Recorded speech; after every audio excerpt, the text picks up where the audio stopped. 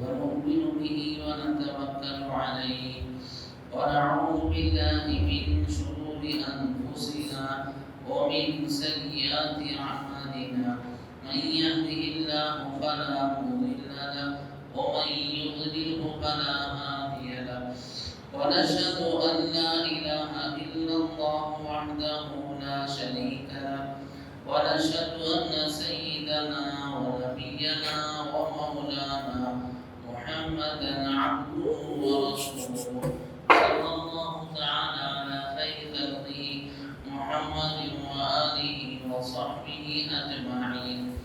أما بعد، أعوذ بالله من الشيطان الرجيم. إن بطش ربك لشديد إنه هو يبدئ ويعيد. صدق الله العظيم.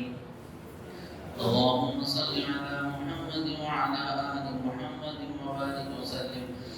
قابل احترام بزرگ دوستو، قرآن پاک میں اللہ نے اپنا تعارف فرمایا ہے، بلکہ پورا قرآن اگر دیکھا جائے اللہ کے تعارف سے بھرا پڑا ہے. شروع سے اللہ نے اپنا تعارف کیا ہے، اخیر تک اللہ اپنا تعارف کرتے ہیں. قرآن شروع ہوتا ہے الحمدللہ رب العالمین کی طرف سے. یہاں اللہ اپنا تعارف کرتے ہیں کہ تمام تعریفیں اس اللہ کے لیے جو تمام عالموں کا نظام چلاتا ہے. پھر آگے بھی تعارف کرتے کرتے کرتے اللہ اپنی قدرت، اپنی عظمت، دنیا میں اللہ نے کیسے دنیا کو تخلیق کیا ہے، کیا اس کا نظام اللہ چلاتے ہیں، کیسے وہ رازق ہیں اور کیسے وہ مہربان ہیں، کیسے وہ آسمان سے پانی برساتے ہیں، کیسے وہ زمین سے اناج نکالتے ہیں، اور آسمان کو کیسے لوگوں کے لیے اللہ نے چھت کی طرح بنایا اور زمین کو بچھونے کی طرح اللہ نے کیسے بچھایا، اور پھر زمین کو اللہ نے کیسے معدنیات اور انسان کی ضرورت کی چیزوں سے اللہ نے زمین کو بھر دیا، اور پھر موقع موقع سے وہ چیزیں خزانوں کی شکل میں زمین سے نکالتے ہیں، کبھی ختم نہیں ہوتی ہیں. اور پھر اس تعارف کو کرتے کرتے اللہ تعالیٰ قرآن پاک کو ختم کرتے ہیں ملک الناس الہ الناس پر. تو پورا قرآن اللہ کے تعارف سے بھرا پڑا ہے. اللہ اپنا تعارف کرتے کرتے ایک اپنی خاص صفت کو یہ بھی بیان فرماتے ہیں کہ یاد رکھنا ہماری پکڑ بڑی سخت ہے. ان بطش ربک لشدید، یقیناً تمہارے رب کی پکڑ بڑی سخت ہے. وَاعْلَمُوا أَنَّ اللَّهَ شَدِيدُ الْعِقَابِ، جان لو اللہ تعالیٰ کا عذاب بڑا سخت ہے. تو اللہ نے اپنے تعارف کو کرتے کرتے اپنے تمام اوصاف کو بیان کرتے کرتے یہ بھی بتایا ہے کہ پکڑ کیسی سخت ہے. اور پھر اس کے ساتھ ساتھ اللہ نے پچھلی قوموں کی جو اللہ نے پکڑ کی ہے، اللہ نے اس کو بھی بیان کیا کہ ہم نے کیسی کیسی قوموں کی پکڑ کی ہے. کتنی وہ طاقتور قومیں تھیں، کتنا ان کو دنیا میں اقتدار تھا، کیسی وہ قوت و طاقت کے مالک تھے کہ دنیا ان کے مقابلے میں آ نہیں سکتی تھی. لیکن اللہ نے کیسے جھٹکے میں ان کو ختم کیا ہے. قوم عاد اور قوم سمود دنیا کی بہت طاقتور قومیں تھیں. وہ جسم بھی بڑے ان کے بھاری بھرکم ہوتے تھے، بڑے بیڑ ڈول کے وہ مالک تھے. بڑے بڑے درخت جیسے ہم گھاس اکھاڑ لیتے ہیں آسانی سے، وہ بڑے بڑے درخت آسانی سے ایک جھٹکے سے اکھاڑ لیا کرتے تھے. اور بڑے بڑے پہاڑوں کو ہمیں پھوڑنے کے لیے بڑی مشینیں لگانی پڑتی ہیں، بڑا وقت درکار ہوتا ہے. وہ ناخن کو تراش کے بڑے بڑے اونچے محل بنا لیا کرتے تھے. ایسی بڑی طاقتور قومیں اللہ نے کہا ہم نے ایک جھٹکے میں ایسے ہلاک کیا، کوئی پرسان حال نہیں تھا. ان کی باڈی ایسی بکھری پڑی تھی جیسے درخت کے ستون ہوتے ہیں، کوئی ہٹا کر بازو رکھنے والا نہ تھا. ایسے اللہ نے کہا ہم نے بڑی بڑی طاقتور قوموں کو ہلاک کیا ہے. اور جب اللہ کی ہلاکت کا فیصلہ آتا ہے تو پھر کوئی بچا نہیں سکتا ہے. حضرت نوح علیہ السلام پر جب طوفان آیا ان کی قوم پر، کچھ لوگ غار میں جا کر چھپ گئے کہ یہاں تو نہیں آئے گا پانی، اور کسی طرح غار کے منہ کو بند کر دیا اور اپنی حفاظت کا سامان کر لیا کہ یہاں تو پانی سے محفوظ ہو جائیں گے، یہاں نوح کے خدا کی بارش اور طوفان کا اثر نہیں آ سکتا ہے. لیکن اللہ کہتے ہیں ہماری پکڑ بڑی سخت ہے. جو جتنا شرارتی ہوتا ہے اتنی اس کی سخت پکڑ اللہ فرماتے ہیں. لہذا پانی تو نہ آیا، ایک کو استنجا کی حاجت ہوئی، پیشاب کا تقاضا ہوا. اس نے اپنے ساتھی سے کہا کہ صاحب مجھے استنجا آ رہا ہے، پیشاب. کہا وہ کونے میں کر دے. اس نے جیسے پیشاب شروع کیا، اور پیشاب جب شروع ہوا تھمنے کا نام اس نے نہ لیا. پیشاب اتنا نکلا کہ پیشاب میں ڈوب کر مرے ہیں. باہر اگر ہوتے تو پانی میں ڈوب کر مرتے. وہ بھی پکڑ تھی مگر اتنی سخت نہ تھی. انہوں نے اللہ کی پکڑ اور اللہ کے عذاب سے بچاؤ اپنی عقل چلائی اور یہ سمجھا کہ ہم بچ جائیں گے، ہمیں کہاں لوگوں کا خدا عذاب میں گرا سکتا ہے، اللہ نے ذلیل کر کے پیشاب میں ڈبا کر مار دیا۔ تو اللہ کی پکڑ بڑی سخت ہے، جب وہ آتی ہے تو کوئی بچ نہیں سکتا ہے۔ لہذا ہر زمانے میں اللہ تعالیٰ اس کا اظہار فرماتے ہیں، ہر زمانے میں اللہ تعالیٰ اہل باطل کی پکڑ کرتے ہیں، لیکن اللہ کا ایک نظام ہے کہ فوراً پکڑ نہیں آتی ہے، فوراً پکڑ نہیں آتی، بلکہ حق اور باطل کا جب بھی مقابلہ ہوتا ہے تو حق ظاہری اعتبار سے کمزور نظر آتا ہے۔ دنیا یہ سمجھتی ہے کہ صاحب یہ تو ختم ہو جائیں، یہ بیچارے بھلے آدمی ہیں، یہ شریف لوگ ہیں، مگر اتنی بڑی طاقت کا مقابلہ نہیں کر سکتے، اتنی سپر پاور طاقت، اتنے ہتھیار، اتنی فوج، اتنے ٹینکس، اتنے ان کے پاس جہاز ہیں، اتنے ان کے پاس لڑنے کے ہتھیار اور ٹینکر بم ہیں، یہ بیچارے معصوم ان کا مقابلہ نہیں کر سکتے۔ یہ دنیا سمجھتی ہے جیسے آج بھی حق اور باطل کا مالکہ گرم ہے، اسرائیل اور فلسطین کے مجاہدوں کی لمبے عرصے سے جنگ ہو رہی ہے، لگا شروع میں یہی کہ یہ ختم ہو جائیں گے۔ اس نے جب بمباری کی تو یہ کہا تھا کہ چند مہینوں میں حماس کو ختم کر دیں گے، ان کا نام و نشان مٹ جائے گا، لیکن اب ہتھیار ڈال دیے اور اس بات کو وہ خود اپنی زبان سے اقرار کر رہے ہیں، حماس کو ختم نہیں کیا جا سکتا ہے، اس تنظیم کو ختم نہیں کر سکتے ہم، اور انہوں نے اپنی عاجزی کا اظہار فرما دیا ہے۔ تو حق و باطل کا مالکہ ہوتا ہے، حق دیکھنے میں کمزور نظر آتا ہے، ہر مرتبہ حق ظاہری اعتبار سے کمزور نظر آیا۔ حضرت موسیٰ علیہ السلام جب فرعون کے مقابلے میں آئے، فرعون بہت بڑی طاقت، اتنی بڑی طاقت کہ کوئی اس کے خلاف زبان نہیں کھول سکتا تھا۔ حضرت موسیٰ علیہ السلام حق کی شکل میں ایسے کمزور آئے ظاہری اعتبار سے کہ ان کی اپنی جان کے لالے تھے، ان کی والدہ کو یہ خوف تھا کہ میرا بچہ کہیں قتل نہ کر دیا جائے۔ اس شکل میں حضرت موسیٰ علیہ السلام حق لے کر آئے، ان کی اپنی جان کی حفاظت کا مسئلہ تھا۔ حضرت موسیٰ علیہ السلام کی والدہ نے سمندر میں پھینکا بچے کو بچانے کے لیے۔ اتنا ظاہری اعتبار سے حق کبھی شروع میں ابتدا میں کمزور نظر آتا ہے۔ حضرت ابراہیم علیہ السلام نمرود کے مقابلے میں آئے، نہتے آپ کے سپورٹ میں کیا فوج، آپ کے ماں باپ آپ کے مخالف ہیں، باپ آپ کا مخالف ہے، اور نمرود کے ساتھ باپ کھڑا ہے، کہتا ہے کہ بیٹا اگر تو ان بتوں کو خدا نہیں مانتا ہے اور نمرود کو اپنا رب نہیں سمجھتا ہے تو میں تجھے پتھر مار کے قتل کر دوں گا۔ باپ مخالفت میں ہے، تنہا حضرت ابراہیم علیہ السلام ہے۔ تو حق جب بھی آیا ہے شروع میں حق کمزور نظر آتا ہے، یہ اللہ کا نظام ہے۔ حضرت نوح علیہ السلام جب آئے حق لے کر، پوری قوم ایک طرف، وہ تنہا ہے، کوئی ان کا سپورٹ میں نہیں ہے، یہاں تک ان کو ستایا جاتا، لوگ ان کا گلا اتنی زور سے دباتے کہ بے ہوش ہو کر گر جاتے تھے، کوئی بچانے والا ان کا نہ تھا۔ حضرت یوسف علیہ السلام کے ساتھ ظلم جب کیا گیا، تنہا معصوم بچے تھے، کنویں میں پھینکا جا رہا، کوئی روکنے والا نہیں تھا، کنویں میں ڈال دیا گیا، اور تکلیف میں مصیبت میں کوئی روٹی کا ٹکڑا دینے والا نہیں تھا۔ پھر وہاں سے کسی طرح سے بچ کر باہر نکلے، غلام بنا کر بیچ دیا، کوئی کہنے والا نہیں تھا یہ غلام نہیں، یہ تو معصوم بچہ ہے، کوئی زبان چلانے والا نہ تھا۔ زلیخا نے الزام لگایا اور پھر ظلمن معصوم ہونے کے بعد قید میں ڈال دیے گئے۔ تو حق کبھی بھی کمزور نظر آیا ہے۔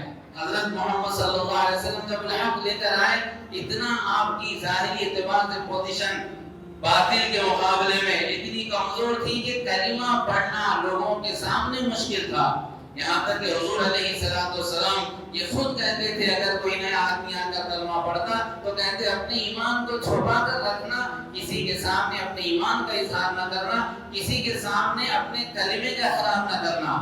اتنا ظاہری اعتبار سے شروع میں حق کمزور ہوتا ہے، لیکن جیسے جیسے پھر مقابلہ ہوتا ہے اللہ تعالیٰ حق کو مضبوط کرتے ہیں، لیکن شروع میں کمزوری ہوتی ہے، اللہ کا نظام ہے، لہذا ہمیں مایوس نہیں ہونا ہے۔ ہم مایوس ہو جاتے ہیں ابتدا میں جب دیکھتے ہیں حق کی پستی اور ظلم اور بربریت اور باطل کی طاقت کو دیکھتے ہیں، اہل ایمان مایوس ہو جاتے ہیں، لیکن قرآن پاک میں اللہ نے بار بار ان واقعات کو اس لیے ذکر کیا ہے، اللہ ہماری ذہن سازی کرنا چاہتے ہیں، اللہ ہماری تربیت کرنا چاہتے ہیں کہ گھبرانا نہیں ہے، یقیناً اللہ کی مدد یقینی ہے اور اہل ایمان ہی غالب ہو کر رہیں گے، ہر زمانے میں اہل ایمان غالب ہو کر رہیں۔ موسیٰ فرعون کا مقابلہ ہوا، دکھنے میں ایسے ہی لگا کہ موسیٰ کے سپورٹ میں کوئی نہیں، ان کی طرف سے آواز لگانے والا کوئی نہیں، اور پھر جب اللہ نے فیصلہ بھی کیا، اللہ نے اس کی شکل ایسی فرمائی، اللہ نے نظام ایسا ظاہر فرمایا کہ موسیٰ علیہ السلام اور فرعون کا آخری معرکہ ہونے والا ہے، لیکن جب موسیٰ علیہ السلام بنی اسرائیل کو لے کر نکلے، سامنے سمندر ہے اور پیچھے فرعون کی فوج نظر آ گئی۔ اب ظاہر یہی لگ رہا تھا کہ اب تو ختم ہو گئے، اب تو کسی طرح سے بچے تھے، لیکن اب بچنے کا کوئی موقع نہیں، کہاں بھاگ سکتے ہیں، سامنے موت ہے، پیچھے بھی موت ہے۔ لہذا جو کمزور ایمان کے تھے انہوں نے کہہ دیا موسیٰ تم نے تو ہمیں مروا دیا، تم نے تو ہمیں ہلاک اور برباد کر دیا، یہ کیا کر دیا؟ وہاں تھے اگرچہ کہ ذلیل اور رسوا تھے، غلامی میں تھے، لیکن ہماری جان کے تو لالے نہیں تھے، ہماری جان کا کوئی دشمن تو نہ تھا، ہماری جان ہمارے ہاتھوں میں تھی، لیکن اب تو ہماری جان بھی چلی گئی۔ موسیٰ علیہ السلام نے کہا کہ اللہ ہمارے ساتھ ہے، تو ظاہری اعتبار سے نقشہ ایسا نظر آیا اب تو ختم ہو جائیں گے، لیکن وہاں پر لا کر اللہ نے باطل کو مٹا دیا، ایسا مٹا دیا ان کا نام و نشان ختم ہو گیا، ان کی فوج، ان کا اقتدار، ان کی حکومت سب دنیا سے نیست نابود ہو گئی۔ حضرت ابراہیم علیہ السلام کے مقابلے میں نمرود آیا، تنہا تھے، نمرود کے پاس سب کچھ تھا، آگ میں جب ڈالا جانے لگا کوئی بچانے والا نہیں تھا، کوئی بچانے والا نہیں تھا، لیکن حق پر جمے رہے اور پورے حالات پر استقامت صبر سے جمے رہے، واویلا نہیں بچایا اور کمزوری کا اظہار نہیں کیا یا اپنی کمی اور اپنی پستی کا کبھی اظہار نہ کیا، برابر حق پر جمے رہے، اللہ پر اعتماد کرتے رہے، تو پھر اللہ نے ان کو غلبہ دیا ہے۔ حضور علیہ السلام اور صحابہ کی زندگی، مکی زندگی میں کتنے سب حالات میں کتنی مار پڑ رہی، کتنی موت لنچنگ ہو رہی اور کتنا ہلاکت میں ڈالا جا رہا ہے، لیکن صبر سے جمے ہیں، اس لیے کہ یقین ہے کہ ہمیں اللہ غلبہ دے گی، آج نہیں تو کل اہل ایمان کا، اہل حق کا غلبہ یقینی مقدر ہے، ایمان تھا ان کا، لہذا برابر ہر تکلیف کا مقابلہ کرتے رہے صبر اور استقامت کے ساتھ، یہاں تک کہ مدینے کی ہجرت کا حکم ہوا، مکے سے مدینہ جا رہے ہیں، وہاں بھی چھوڑ کر جانا پڑ رہا ہے، اپنے شہر میں رہنا مشکل ہے، اپنے شہر کو چھوڑ کر دوسرے شہر میں جانا پڑ رہا ہے، ایسے حالات پہلی مرتبہ نہیں آتے دنیا میں، ہمارے ملک میں بھی حالات ہیں، ایمان مشکل ہو گیا ہے، داڑھی ٹوپی مشکل ہو گئی، مسجدوں سے اذانوں کا دینا مشکل ہو گیا ہے، اور پھر سفر کرنا مشکل ہو گیا، یہ نئی بات نہیں ہے، ہر زمانے میں ایسا ہوا ہے، ایمان والے باہر نکلتے تو ہیبت اور خوف ہوتا کیونکہ ہم پر حملہ نہ کرتے۔ حضرت ابو ذر غفاری رضی اللہ تعالیٰ عنہ جب ایمان کا کلمہ پڑھنے کے لیے مکہ آئے تھے، حضرت علی رضی اللہ تعالیٰ عنہ سے ملاقات ہوئی تو حضرت علی نے کیا کہا تھا؟ آپ میرے ساتھ چلیے، میں سامنے چلتا ہوں، آپ پیچھے چلنا، لیکن کسی کو احساس نہ ہو کہ آپ میرے ساتھ چل رہے ہیں، اگر احساس ہوگا تو لوگ آپ کو تکلیف دیں گے، سمجھ جائیں گے کلمہ پڑھنے جا رہا ہے، لہذا تمہیں قتل کر سکتے ہیں، اتنے سخت حالات تھے، تو کہہ رہے میرے ساتھ چلنا، لیکن کسی کو احساس نہ ہو کہ آپ میرے پیچھے چل رہے ہیں، اگر مجھے احساس ہو جائے کہ کوئی اگر یہ بھاپ لے کہ تم میرے پیچھے ایمان لانے کے لیے چل رہے ہو، تو پھر میں کہیں استنجا کے لیے بیٹھ جاؤں گا، کھڑا ہو جاؤں گا، اور تم آگے چلے چلنا، میرے ساتھ رکنا نہیں تھا کہ لوگوں کو احساس ہو کہ تم میرے ساتھ نہیں ہو، اتنے سب حالات تھے، لیکن غلبہ کس کو ملا؟ جو مخالفت کر رہے تھے ان کا نام و نشان مٹ گیا، ایسا مٹا کہ ان کے نام کو لینا کوئی پسند نہیں کرتا ہے، کوئی اپنی اولاد کا نام ابو جہل رکھنا پسند نہیں کرتا ہے، کوئی ابو لہب اپنی اولاد کا نام رکھنا پسند نہیں کرتا ہے، نہ مسلمانوں میں نہ غیروں میں کوئی ان ناموں کو پسند نہیں کر سکتا ہے، لہذا غلبہ اللہ حق کو دیتے ہیں، لیکن شرط یہ کہ اہل ایمان ڈٹے رہیں اور صبر استقامت سے رہیں، مایوس نہ رہیں۔ آج بھی دنیا میں اللہ تعالیٰ ان مناظر کو دکھا رہے ہیں، بہت بڑی آگ لگی ہے، ان لوگوں پر لگی ہے جنہوں نے اہل ایمان پر بہت ظلم کیا ہے، بہت اپنا پیسہ لگایا۔ وہاں کے شہری نے، ایک بڑا فلم اسٹار، اس نے جب غزہ پر بمباری ہوئی تو اس نے میسج دیا تھا اسرائیل کی فوج کو کرے بمباری، نام و نشان مٹا دے، ان کا پیسے کی فکر نہ کرے، ہم دیں گے پیسہ۔ دنیا کے کروڑ پتی، اربوں جن کے ڈالر ہے، لیکن چند ساعتوں کی آگ نے، چند گھنٹوں کی آگ نے نام و نشان مٹا دیا، اور روتے ہوئے انٹرویو دیتے کہہ رہا میرا سب تباہ ہو گیا، میرا سب برباد ہو گیا، کچھ میرے پاس نہیں۔ ایسے ان کے مکان جو لاکھوں ہزاروں ڈالر میں جن کی قیمت مکانات کی ہے، اب وہ ڈھیر بنے پڑے ہیں۔ ایک مکان 10,000 کروڑ کا مکان، 10,000 کروڑ کا مکان، 10,000 کتنی زیادہ لاگت، کتنی زیادہ قیمتی مالیت ہوتی ہے، اتنا اونچا مکان ایک نے بنایا، اور اس کا کرایہ بیان کرنے والوں نے کہا 4.25 کروڑ ماہانہ اس کا کرایہ ہے۔ صرف کرایہ 3,75,00,000 ماہانہ اس کا کرایہ. ہم کرایے کے مکان میں رہتے ہیں، 10,000 ہم پر بھاری ہو جاتے ہیں، 20,000 50,000 تو بڑے مشکل ہمیں نظر آتے ہیں. صاحب اتنا بھی کرایہ ہوتا ہے. تو وہاں 4.25 کروڑ کرایہ اس مکان کا. لیکن جب اللہ کا عذاب آیا تو اس کی جو لام اس کا ڈھیر ہے، 10 روپے میں کوئی خریدنے کے لیے تیار نہیں. اس مکان کے ملبے کو صاف کرنے کے لیے 10 کروڑ روپے لگ جائیں گے، اور اس کا جو ملبہ جلا پڑا ہے 10 روپے میں کوئی لینے کے لیے تیار نہیں ہے. تو اللہ کا عذاب یقیناً ہے. اللہ تعالیٰ کے عذاب میں اللہ مصلحت کی وجہ سے تاخیر ہوتی ہے، لیکن اللہ اہل حق کو یقیناً غلبہ دیتے ہیں. اہل ظلم کی اللہ پکڑ فرماتے ہیں. ان بطش ربک لشدید، اسی کو کہا کہ ہماری پکڑ بڑی سخت ہے. جنہوں نے اہل ایمان پر اور غزہ پر پانی اور کھانا دانا پانی یا کپڑا جن پر کم کر دیا تھا، آج وہ لائن لگا کر صدقے کا مال لینے کے لیے کھڑے ہیں. امداد کے بریڈ اور امداد کی روٹیوں کے انتظار میں اپنے بچوں کے پیٹ کو بھرنے کے لیے تیار ہیں. روز انٹرویو دے رہے ہیں کہ ہمارے بچے یہ مطالبہ کر رہے ہیں امی گھر کب جائیں گے. تو یقیناً اللہ کی پکڑ یقینی ہے، لیکن یہ بات اور ہے کہ اللہ تعالیٰ مصلحت کی وجہ سے تاخیر کرتے ہیں. تو ہمیں مایوس نہیں ہونا ہے، ہمیں مایوس نہیں ہونا، برابر صبر سے چلتے رہیں. اہل ایمان کو، اہل حق کو کبھی کوئی مٹا نہیں سکتا ہے. طالبان پر جب حملہ کیا تھا بش نے تو یہ کہا تھا کہ طالبان کا نام و نشان مٹ جائے گا چند گھنٹوں میں، چند مہینوں میں، چند سالوں میں ان کا نام و نشان مٹ گیا، ان کا اقتدار ختم ہو گیا. اور طالبان نے جو اللہ نے دنیا میں حکومت دی، اب یہ پوزیشن ہے کہ دنیا ان کی حکومت کو تسلیم کرنے کے در پر ہے، یہ سب ان کی حکومت کو ماننے کے لیے تیار ہیں. حالانکہ انہوں نے کہا تھا ان کا نام و نشان مٹا دیں گے. تو اہل ایمان، اہل حق کو دنیا مٹا نہیں سکی ہے، مگر شرط یہ کہ اہل ایمان برابر ثابت قدمی کے ساتھ چلتے رہیں. اللہ تعالیٰ کی مدد یقینی ہے. اصحاب کہف کے واقعے کو اللہ نے قرآن میں بیان فرمایا. کلمہ انہوں نے پڑھا تو اس زمانے کے بادشاہ نے بلا کر کہا پلٹ جاؤ اپنے پرانے مذہب کی طرف اور یہ نیا دین کو چھوڑ دو ورنہ سولی پر چڑھا دیے جاؤ گے. انہوں نے اپنی ایمان کی حفاظت کی خاطر اپنے ملک کو چھوڑ دیا. اللہ نے ان کی ایمان اور ان کی حفاظت فرمائی. اللہ نے غار میں محفوظ رکھا، اور جنہوں نے ان کو دھمکی دی تھی وہ بھی ختم ہو گئے، ان کا نام و نشان ختم ہو گیا، ان کی حکومتیں چلی گئی. لہذا حق والوں کا غلبہ یقینی ہے. آج نہیں تو کل اللہ تعالیٰ یقیناً غلبہ دیتے ہیں. اہل باطل کی پکڑ اللہ نے یہ مقدر فرمائی ہے. اہل باطل کبھی پنپ نہیں سکتے ہیں. حق کو اللہ نے غلبہ دیا ہے، اور اللہ نے باطل کو ختم کرنے کا قرآن پاک میں بار بار اس کا تذکرہ کیا ہے. لہذا حق کے ساتھ رہیں. اپنی زندگی میں بھی ہم کبھی ظلم کے قریب نہ جائیں. یہ تو دنیا کے حالات ہے، قوموں کے حالات ہیں. ہم اپنی ذاتی زندگی میں کسی پر ظلم نہ کریں.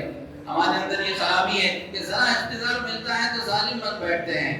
ذرا مال آ گیا، ذرا اقتدار مل گیا، ذرا کوئی دکان یا کسی مکان کے مالک بن گئے، اب جو ماتحت ہوتے ہیں کرایہ دار، اب جو ماتحت ہوتے ہیں ہمارے پاس کام کرنے والے، زندگی ان کی تنگ کر دیتے ہیں، اجیرن بنا دیتے ہیں. انداز بات کرنے کا انداز بدل جاتا ہے، اور یہ سمجھتے صاحب کمال یہ ہے کہ سختی کریں. اپنے ماتحتوں پر سختی کرنا اسے ہم کمال سمجھتے ہیں. حالانکہ حضرت محمد صلی اللہ علیہ وسلم سے زیادہ اقتدار کسی کو نہ ملا، آپ سے زیادہ کمال کسی کو نہ ملا، آپ سے زیادہ سرداری کسی کو نہیں ملی ہے، آپ سے زیادہ اللہ نے باکمال کسی کو نہیں بنایا. مگر پھر بھی آپ کے اندر کتنی عاجزی، کتنی ہمدردی، کتنی اپنائیت ہے. حضرت انس رضی اللہ عنہ کہتے ہیں بہت غریب گھرانے کے حضرت انس ہیں، حضور صلی اللہ علیہ وسلم کے خادم بنے، 10 سال تک آپ کی خدمت کی ہے، دو جہاں کے سردار کی خدمت کی. اور خادم بہت ظاہری اعتبار سے خستہان ہے، لیکن حضور صلی اللہ علیہ وسلم نے کبھی ان کو ٹوکا نہیں. 10 سال کی خدمت میں معصوم بچے عام طور پر غلطی کرتے ہی کرتے ہیں. وہ خود کہتے ہیں کہ مجھ سے اگر غلطی ہو جاتی، گھر کا اگر کوئی فرد ٹوکتا ہے تو حضور علیہ السلام کہتے ہیں چھوڑ دو بچہ ہے، چھوڑ دو بچہ. 10 سال میں آپ نے کبھی کسی کام کے کرنے پر یہ نہیں کہا کہ کیوں کیا تم نے، اور کسی کام کے چھوڑنے پر یہ نہیں کہا کہ کیوں نہیں کیا تم نے. آپ علیہ السلام ہمدردی سے میرے ساتھ معاملہ فرماتے تھے. تو لہذا ہمیں یہ چاہیے کہ ہم اگر اقتدار ملے ہم ظلم نہ کریں. اللہ تعالیٰ کا یہ قانون ہے کہ چھوٹے لوگ جب اپنے ماتحتوں پر ظلم کرتے ہیں، اللہ ان پر جو بڑے بٹھاتے اور ظالم بٹھاتے ہیں. لہذا ہم اپنے چھوٹوں پر ظلم کرتے ہیں. گھروں میں ساس کا اگر چلتا ہے بہو کی زندگی مصیبت بنا دیتی ہے. کہیں بہو کا اقتدار ہے تو ساس کا جینا آرام کر دیتی ہے. کہیں شوہر کی اگر چلتی ہے تو وہ بیوی کو تنگ کرتا ہے. کہیں بیوی کی اگر چلتی ہے تو شوہر کی زندگی جینا مشکل کر دیتے ہیں. کہیں کسی بڑے بھائی کا اقتدار ہے, کہیں کسی مالک کا اقتدار ہے, کہیں کسی لیڈر کا اقتدار ہے, بستی میں اگر کوئی پوزیشن ہے پورے ماتحتوں کا جینا آرام کر دیتے ہیں. تو ایسا اگر کریں گے تو پھر یہ ظلم کی پکڑ یقیناً ہے.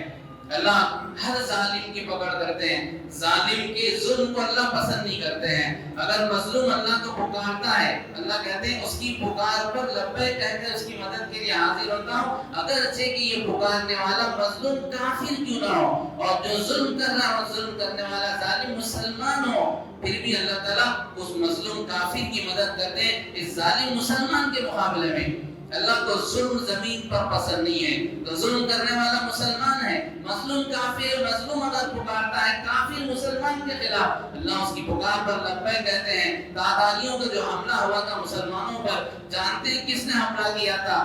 بہت معمولی بے حیثیت قوم جیسے بنجارے ہوتے ہیں, کہیں وہاں جھوپڑی ڈال کے تھوڑے دن رہ گئے, پھر وہاں سے ہٹا دیا لوگوں نے, پھر کہیں اور جا کر جھوپڑی ڈال کر رہتے ہیں. لائٹ ان کے مکان میں نہیں ہوتی ہے, نہ ان کے پاس صوفے ہوتے ہیں, نہ اچھا بستر ان کے پاس ہوتا ہے. ان کی حیثیت بہت گھٹیا ہوتی ہے معاشرے میں. ایسا قبیلہ تھا تاتاریوں کا قبیلہ. مسلمان دنیا میں سپر پاور, اشارہ نہیں کر سکتا تھا ان کی طرف کئی دنیا میں. طاقت ان کے پاس تھی, فوج ان کے پاس, اقتدار ان کے پاس, دنیا میں کوئی ان کے ٹکر کا نہیں تھا. لیکن ظلم انہوں نے اپنا مزاج بنا لیا تھا. مظلوموں پر, کمزوروں پر ظلم کرنا اپنی شان سمجھتے تھے. لہذا تاتاریوں کے کچھ لوگ گھوڑے بیچنے کے لیے بغداد آئے. سپر پاور طاقت کا کیپٹل سٹی تھا بغداد, پوری دنیا اس کی طرف رجوع کرتی تھی. آئے اپنے گھوڑے بیچنے کے لیے, گھوڑے بیچے, انہوں نے پیسے مانگے. کہا میاں بھائی سے پیسے مانگتے ہو, مار کے بھلا دیا. اس کے بعد پھر وہ جب گئے اپنے قبیلے واپس لوٹ کر, چنگیز خان ان کا لیڈر تھا, اس کے سامنے جا کر پوری داستان سنائی. چنگیز خان نے پھر کچھ قاصد کو بھیجا, کہ بادشاہ کے پاس کہا جا کے بات کرو, ہم مظلوموں کمزوروں کی مدد کریں, ہمارے گھوڑے دی ہماری قیمت ہمیں دے دے, یہ گھوڑے واپس دے دے. ان قاصدوں پر بھی ظلم کیا, ان قاصدوں پر بھی ظلم کیا کہ اتنی حیثیت کہ ہمارے پاس حق مانگنے آ گئے, ہمارے خلاف کیس لے کر آ گئے. لہذا ان پر بھی سختی کی بھلا دیا. جب واپس پلٹ کر آئے اور چنگیز خان کو داستان سنائی, علماء نے لکھا ہے کہ وہ چنگیز خان ایک ٹیلے پر جا کر کھڑا ہوا, آسمان کی طرف نگاہ اٹھا کر اس نے کہا, اے مسلمانوں کے رب, اگر واقعی تو رب ہے, اگر واقعی تو رب ہے, تو نے جو آج اقتدار ان مسلمانوں کو دیا ہے, ہمارا حق ان کو دلا. اس کے بعد اس نے جو حملہ کیا, اینٹ سے اینٹ بجاتی ہے. 17 لاکھ مسلمان قتل کیے گئے. ان کے نام سے بھاگتے تھے مسلمان. یہاں تک روب ان کا اللہ نے ڈالا تھا. اللہ جب اہل ایمان ظلم کرتے ہیں تو پھر غیروں کا اللہ روب دل میں ڈالتے ہیں, اور اہل ایمان جب عدل انصاف پر رہتے ہیں تو اہل ایمان کا روب دوسروں کے دلوں میں پڑتا ہے. لہذا ایسا خوف ان کا طاری ہو گیا تھا, ایسا خوف کہ اگر کوئی چنگیز خان کے تاتاری خاندان کی خاتون اگر کسی گلی سے گزرتی, مسلمان چھپے ہوئے ہوتے, آواز دیتی نکلو باہر, 50 سے 60 لوگ باہر کھڑے ہو جاتے. وہ یہ کہتی ٹھہرو بھی جا کر چھری لاتی ہوں. ایک بھی ان میں سے وہاں سے ہٹ نہیں سکتا تھا. ایک کی ہمت نہیں تھی کہ بھاگے وہاں سے. ہمت پست ہو گئی, روب اتنا طاری ہو گیا کہ ہٹ نہیں سکتے تھے. وہ چھری لے کر آتی, ایک ایک کو لٹا دی جیسے مرغوں کو ذبح کرتے ہیں. وہ بھی بڑا مشکل ہوتا ہے, وہ بھی اڑ کر چلا جائے, اسے بھی پکڑنا پڑتا ہے. بکرے کو ذبح کرنا بڑا مشکل ہوتا ہے, لیکن وہاں ایک خاتون 50-60 کو باری باری ذبح کر دی, کوئی بھاگ نہیں سکتا تھا. یہ دنیا نے منظر دیکھا, کب دیکھا؟ جب ہم نے ظلم کیا ہے. تو لہذا اگر ہم ظالم بنیں گے تو اللہ ہمارے اوپر ظالموں کو بٹھائیں گے. ہم ہر جگہ ظلم کرتے ہیں. دیکھیں ہماری بستیوں میں, ہمارے خاندان میں, ہمارے دکانوں میں, ہمارے کاروبار میں, ہماری مسجدوں میں, ہر جگہ دیکھیں کہ ہر صاحب اقتدار نیچے والے پہ ظلم کرتا ہے. اللہ کو ظلم پسند نہیں ہے. اگر انسان پر آ جائیں گے تو ایسا روک دیں گے, ایسا روک دیں گے. جب عثمانیوں کا دور چلا تھا, جو سیریل چلتا ہے آج کل, ان کی حکومت اللہ نے چلائی. تقریباً 550 سال تک دنیا میں حکومت انہوں نے کی ہے. جب انصاف پر مسلمان تھے, جہاں گئے دنیا میں, غیروں کے دلوں میں ایسا روب تھا, ان کے دماغ میں یہ بات تھی کہ ہماری تیر, ہمارے تلوار سے مسلمان مر نہیں سکتا ہے. یہ ان کا عقیدہ تھا.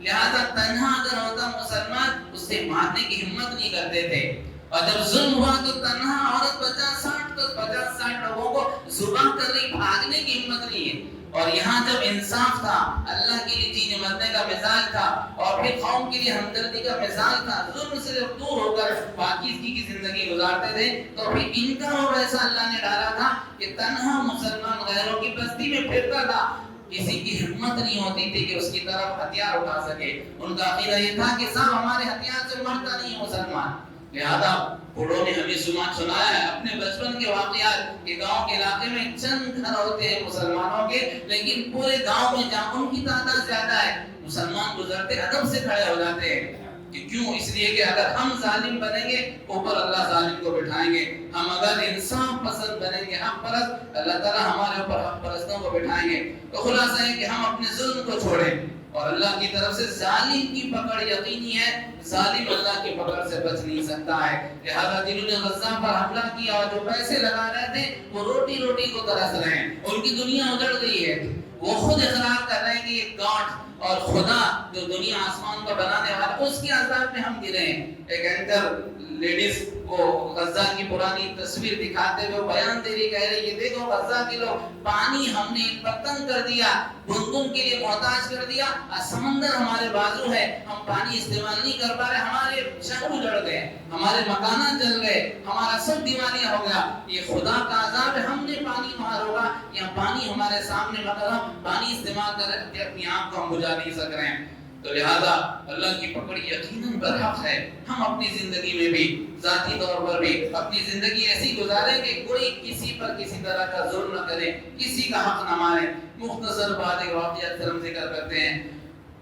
حسن بصری رحمۃ اللہ علیہ کہتے ہیں کہ میں نے ایک آدمی کو دیکھا بازار میں چیخ رہا ہے، کہہ رہا ہے کہ بھائی عبرت حاصل کرو، مجھ سے میری طرح معاملہ نہ کرو۔ میں قریب گیا، پوچھا کیا بات ہے؟ اتنا اس کا ہاتھ کٹا ہوا تھا اور اس میں سے زخم کے آثار نظر آ رہے تھے، اس کی تکلیف کا اظہار کر رہا تھا کہ میری طرح معاملہ نہ کرنا اور میری طرح عذاب میں نہ گرنا۔ پوچھا لوگوں نے کیا کیا؟ کہا رات میں ڈاکو اور ظالم تھا، لوگوں کو لوٹنا میرا کام تھا، ایک دن میں لوٹنے کے لیے نکلا، کچھ میرے پاس نہ تھا، کچھ نہیں ملا لوٹنے کے لیے۔ ایک بیچارہ مچھلی لے کر جا رہا تھا، میں نے اس کے ہاتھ سے مچھلی کھینچ لی، اس نے کہا کہ بھائی بڑی مشکل کے بعد ایک مچھلی ملی ہے، اسی پر میرے بیوی بچوں کی روزی روٹی کا نظام ہے، لہذا اللہ کے لیے رحم کر، اس مچھلی کو نہ لوٹ، غریب پر، میرے بچوں کی بھوک پر رحم کر۔ میں نے ٹھگے لاؤں سے لگاتے ہوئے نکل گیا، اپنے گھر پہنچا، جب مچھلی کو ذبح کرنے لگا ایک کانٹا میری انگلی میں چبھ گیا، میں نے اسے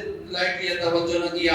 2-3 دن کے بعد درد شروع ہوا، حکیم کے پاس گیا، حکیم نے دوا دی، چند دن کے بعد وہ بڑھتا گیا زخم اندر اور زہر تیز آگے پھیلتا گیا۔ حکیم نے کہا کہ میاں انگلی کاٹو ورنہ تمہاری ہتھیلی کاٹنی پڑے گی اور پھر جان کا مسئلہ ہوگا۔ میں نے انگلی کٹا لی، چند دن کے بعد وہ زہر ہتھیلی میں آیا، حکیم نے کہا ہتھیلی کاٹ دو ورنہ پھر برا ہاتھ اور بری جان کا مسئلہ ہے۔ میں نے ہتھیلی کٹا دی، پھر چند دن کے بعد کوہنی تک کٹا، پھر چند دن کے بعد موڑے تک کٹا۔ حکیم نے کہا ایسا لگتا ہے بیماری نہیں بدعا تجھے لگی ہے، بیماری نہیں کسی مظلوم کی بدعا تجھے لگی ہے، جا تحریک کر کے اسے معافی مانگ لے ورنہ تیری گردن کٹنے تک یہ زہر رکنے والا نہیں ہے۔ پھر میں نے تحقیق کی، یاد آیا اور مچھیرے کے پاس گیا، اسے جا کر کہا معاف کر دے۔ مچھیرے نے کہا جب معاف کیا، میں نے مچھیرے سے کہا بول تو نے کیا بدعا دی تھی مجھے، کیا تیری بدعا کے جملے تھے؟ اس نے کہا میں نے اللہ کے سامنے اس وقت یہ کہا تھا کہ یا اللہ آج تو میری مظلومیت اس کی طاقت دکھا رہا ہے، میری کمزوری اس کی طاقت دکھا رہا ہے، میں تجھ سے دعا کرتا ہوں کہ تیری طاقت اس کی کمزوری مجھے دکھا۔